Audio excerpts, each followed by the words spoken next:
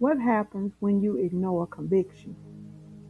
Have you ever felt God warning you about something, but you ignored it? Maybe it was a relationship. Maybe it was a habit. Maybe it was a sin that the Holy Spirit kept bringing to your attention. At first, the conviction was strong. You felt uncomfortable. You knew something wasn't right. But over time, you stopped listening. The conviction became quieter. The guilt seemed to disappear. And eventually, you wondered if God was even speaking anymore. So today, we're going to answer an important question. What happens when you ignore conviction? Let's look at what the Bible says. Conviction is one of God's greatest gifts. Conviction is not condemnation. Condemnation says you're hopeless. Conviction says, come back to God. The Holy Spirit convicts us because God loves us and wants us to walk in truth. But every time we ignore conviction, we make it easier to ignore it again. What once bothered us begins to feel normal. What once grieved us no longer affects us. This is how spiritual numbness begins.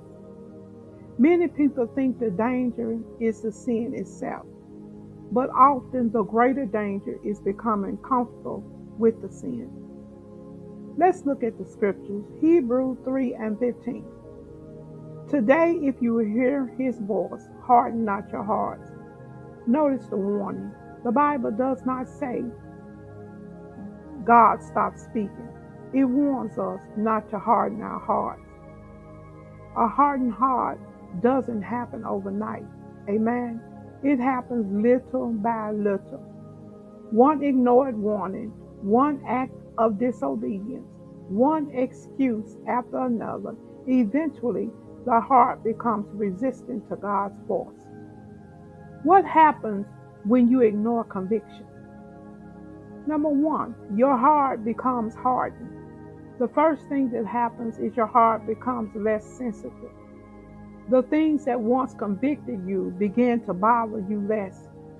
The Holy Spirit may be speaking, but your heart is becoming less responsive. Imagine putting a callus on your hand. The more friction there is, the thicker the skin becomes. The same thing can happen spiritually. Repeated disobedience creates spiritual calluses. The voice of God becomes easier to ignore. Number two, sin starts feeling normal. One of the most dangerous signs of spiritual numbness is when sin no longer troubles you.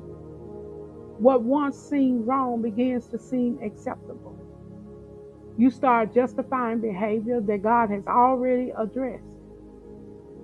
You tell yourself, everybody does it. It's not that serious. God understands, but God's standards have not changed. The danger is not that God changed his mind. The danger is that we stop listening. Number three, you lose spiritual discernment. When conviction is ignored repeatedly, discernment begins to weaken. You become less able to distinguish between what pleases God and what displeases him. Things that are spiritually dangerous may no longer appear dangerous. Compromise starts looking reasonable. Worldly influences begin to shape your thinking more than God's word. This is why staying sensitive to conviction is so important. Your conscience can become seared. Listen to the serious warning. 1 Timothy 4:2. Having their conscience seared with a hot iron. A seared conscience is one that has lost sensitivity. Just as burned skin can lose feeling, a conscience can become insensitive through repeated rejections of the truth. Amen. This doesn't mean God has stopped loving the person. It means the person has become increasingly resistant to God's correction. This is a dangerous place to be spiritually. The good news is, if you are listening to this video and feeling convicted right now, that is actually good news. Why? because it means God is still dealing with your heart. The fact that you are concerned is evidence that your heart has not become completely hardened. God's mercy is still reaching for you. God's grace is still available to you. God is still calling you back. Today can be the day you respond. Today can be the day that you repent. Today can be the day you stop ignoring what God has been trying to tell you. So, what is the solution? Respond quickly to conviction. When God convicts you, don't delay, don't make excuses, don't justify sin. Respond immediately. Confess what needs to be confessed. Turn away from what needs to be abandoned. Seek God's forgiveness. Ask Him to keep your heart tender and sensitive. The longer conviction is ignored, the easier it becomes to continue ignoring it. But the moment you surrender, restoration can begin. So, in conclusion, ignoring conviction doesn't make the problem go away. It slowly hardens your heart. It weakens discernment. It normalizes sin, and it can lead to spiritual numbness. But God is still calling. Hebrews 3:15 reminds us, today, if you will hear His voice, harden not your hearts, not tomorrow, not next week, but today. If God has been speaking to you about something, don't ignore His voice. Respond while your heart is still tender, because conviction is not proof that God has abandoned you. Conviction is proof that He is calling you back. So let's pray.